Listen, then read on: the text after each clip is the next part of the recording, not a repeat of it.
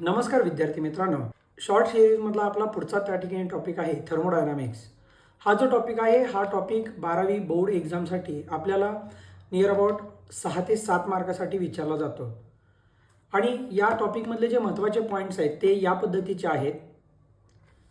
Zeroth law, types of system, first law of thermodynamic, state variable, thermodynamic equilibrium, thermodynamic processes. यामध्ये 8 thermodynamic processes आपल्याला त्या ठिकाणी बघायचे आहेत.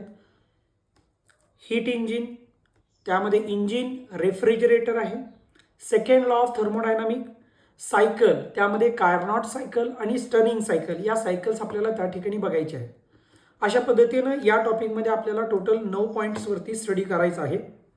पैकी जे खूप इम्पॉर्टंट पॉईंट्स आहेत ते हे पॉईंट्स आहेत. First law of thermodynamics, state variable, thermodynamic processes, ज्या 8 थर्मोडायनामिक प्रोसेस आहेत ते, हीट इंजिन, त्यामध्ये इंजिन आणि refrigerator, second law of thermodynamic. या पॉईंट्सवरती आपण जास्तीत जास्त फोकस करणं गरजेचं आहे.